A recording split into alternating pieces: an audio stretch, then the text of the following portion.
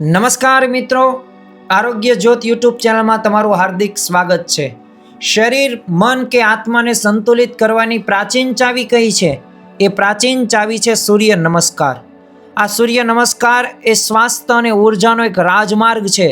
તો ચાલો આજે આપણે આ વિડીયોની અંદર આ સૂર્ય નમસ્કારના 12 સ્ટેપ, એના ફાયદાઓ, ક્યારે કરવાથી એ શું ફાયદો થાય અને ખરેખર કેવી રીતે કરવો જોઈએ એની વિશેષ વાતો આજે આપણે આ વિડીયોની અંદર સાંભળવાના છીએ અને જોવાના પણ છીએ। પરંતુ શું તમે આ બધા પ્રશ્નોના ઉકેલ શોધી રહ્યા છો?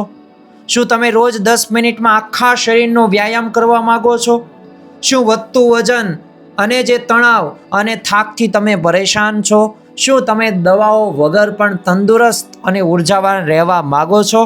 જો આ બધાય પ્રશ્નોનો તમે ઉકેલ શોધી રહ્યા હોય તો આ વિડીયોની અંદર આ બધાય પ્રશ્નોના જવાબો તમને મળશે। તો આ તમામ પ્રશ્નોનો એક જ જવાબ છે અને એ છે સૂર્ય નમસ્કાર। જો આ સૂર્ય નમસ્કાર એ યોગની એક સંપૂર્ણ ક્રિયા છે। એમાં 12 આસનોનો સમાવેશ થાય છે, પણ જો નિયમિત આપણે કરીએ તો શરીર, મન અને આત્માને પણ ઘણા બધા લાભો થાય છે। તો ચાલો સૌપ્રથમ આપણે સૂર્ય નમસ્કારના 12 સ્ટેપને એક સંપૂર્ણ સાયકલ આ ચિત્રના આધારે જોઈ લઈએ। આમ તો આ પ્રણામ આસનથી શરૂ કરીને ફરી વખત પ્રણામ આસન સુધીની આ યાત્રા છે। 12 સ્ટેપની અંદર આ સૂર્ય નમસ્કાર થાય છે। તો આપણે એક પછી એક સ્ટેપમાં શું કરવાનું છે અને એ આસનનું નામ શું છે એની વાતો આપણે કરીએ। પ્રથમ જ તે તમને અહીંયા દેખાશે કે પ્રણામ આસન। હાથ જોડીને આપણે સીધા ઊભું રહેવાનું છે અને શ્વાસ સામાન્ય રાખવાનો છે। આ પહેલું સ્ટેપ થયું। બીજું સ્ટેપ છે હસ્ત ઉત્તાન આસન, એટલે કે હાથ ઉપર લઈ જવાના છે અને પાછળની તરફ વાળવાના છે અને શ્વાસ રહ્યો ને એ અંદર લેવાનો છે। આ બીજું સ્ટેપ। સ્ટેપ નંબર 3 પાદ હસ્ત આસન, કે આગળ વળીને આપણે પગ પાસે હાથ લાવવાના છે અને શ્વાસ આપણે બહાર છોડવાનો છે। જો આ ક્રિયા આપણને થવી જોઈએ, કુંભક રેચક આપણને આવડવું પડે। ચોથું સ્ટેપ કયું છે તો અશ્વ સંચાલન આસન, કે જમણો પગ પાછળ લેવાનો, છાતી આગળ કરવાની, શ્વાસ અંદર લેવાનો છે। પાંચમું સ્ટેપ છે દંડ આસન, કે બંને પગ પાછળ લઈ શરીર આખું સીધું રાખવાનું છે। આ પાંચમું સ્ટેપ પણ અગત્યનું છે। છઠ્ઠું સ્ટેપ કયું છે જેને અષ્ટાંગ નમસ્કાર કહેવામાં આવે છે। ઘૂંટણ, છાતી અને ચિત્ત એ જમીન પર સ્પર્શ થવું જરૂરી છે। સાતમું સ્ટેપ છે ભુજંગ આસન, કે સર્પ જેવી સ્થિતિ, તમને જેમ ફોટામાં દેખાય છે તેમ। તો છાતી ઉપર ઉઠાવો અને શ્વાસ અંદર લ્યો। આઠમું સ્ટેપ છે પર્વત આસન, કે હિપ્સ ઉપર ઉઠાવો, વી આકાર બનાવો, જો તમને અહીંયા દેખાય જ છે, શ્વાસ બહાર છોડવાનો છે। નવમું આસન છે અશ્વ સંચાલન આસન। હવે ડાબો પગ રહ્યો એ આગળ લાવવાનો છે અને જો આ ચિત્રમાં જે રીતે કર્યું એવી રીતે કરવાનું છે। અને જો સવારમાં આપણે કરીએ ને તો ઘણો બધો ફાયદો આપણને થાય છે। 10મું આસન કયું છે તો પાદ હસ્ત આસન, ફરીથી આપણે આગળ વળવાનું છે। 11મું છે હસ્ત ઉત્તાન આસન, ઉપર અને પાછળ વાળવાનું છે। અને ફરી વખત જે પ્રથમ સ્ટેપમાં આપણે વાત કરી હતી પ્રણામ આસન, એ 12મું સ્ટેપ પણ પ્રણામ આસન છે, કે ફરી પ્રાર્થના મુદ્રામાં આપણે આવવાનું છે। તો આ 12 સ્ટેપ જો કરવામાં આવે તો સૂર્ય નમસ્કાર સાચો કહી શકીએ, તો ફાયદો થાય। હવે આપણે થોડાક ફાયદાઓ વિશે પણ વાત કરીએ। શારીરિક ફાયદાઓની અંદર જ તે પ્રથમ જ તે ફાયદો છે કે આખા શરીરનો છે ને વ્યાયામ થઈ જાય છે, આપણું શરીરનું ચાર્જિંગ થઈ જાય છે। જેમ ફોનમાં આપણે ચાર્જિંગ કરીએ છીએ એવી જ રીતે આપણું શરીરનું ચાર્જિંગ આ સૂર્ય નમસ્કારથી થાય છે।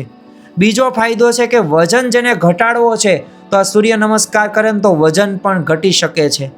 પાચન શક્તિ જો સારી હોય ને તો સારું કામ થાય, તો આપણે શરીર પાસેથી કામ લઈ શકીએ। તો ઉર્જાવાન થવા માટે પાચન શક્તિમાં સુધારો થવો જરૂરી છે, તો આ સૂર્ય નમસ્કારથી થઈ શકે છે। હાડકાં અને માંસપેશીને પણ જો મજબૂત આ સૂર્ય નમસ્કાર બનાવે છે। અને હા, જે રક્ત પ્રસરણ રહ્યું ને તો એને પણ સુધારવાનું કામ, એને પણ રિપેરિંગ કરવાનું કામ આ સૂર્ય નમસ્કાર કરે છે। તો આ 12 સ્ટેપ જો કરવામાં આવે તો અવશ્ય આપણને લાભ ઘણા બધા થાય છે। આ સિવાયના પણ ફાયદાઓ ઘણા બધા થાય છે। ખાસ સાથે સાથે શારીરિક હોય, માનસિક હોય, એ આપણને શાંતિનો અનુભવ પણ થાય છે। કારણ કે જો માનસિક તણાવ આજે જોવા મળે છે તો ઓછો કરવા માટે આ સૂર્ય નમસ્કાર જરૂરી છે। એકાગ્રતા બધાયને વધારવી છે, સ્મૃતિમાં પણ વધારો કરવો છે, એ કોન્સન્ટ્રેશન હોય, મેમરી પાવર હોય તો એ વધારવા માટે આ સૂર્ય નમસ્કાર જરૂરી છે. અને રોગ પ્રતિકારક શક્તિ વધારવા માટે આ સૂર્ય નમસ્કાર એ જરૂરી છે. તો જો શારીરિક ફાયદા, આંતરિક ફાયદાઓ એમ બંને બાજુમાં આપણને ફાયદાઓ જ થાય છે. પણ હવે આપણને એક નવો પ્રશ્ન થાય કે આ સૂર્ય નમસ્કારના અમે સ્ટેપ શીખ્યા, એના ફાયદાઓ પણ શીખ્યા, શું ફાયદાઓ કેવા થાય છે એની વાતો પણ સાંભળી અને જોઈ, પરંતુ શરૂઆત ક્યારે અને કેવી રીતે કરવી? તો જો સમય સવારના ખાલી પેટે આ સૂર્ય નમસ્કાર કરવાનો છે. ખુલ્લી હવામાં અને શાંત જગ્યાએ જો કરવામાં આવે ને તો વિશેષ ફાયદો થાય છે. અને શરૂઆતમાં પહેલાં 3 થી 5 એ ચક્રન, પછી ધીમે ધીમે આપણે વધારવાનું છે.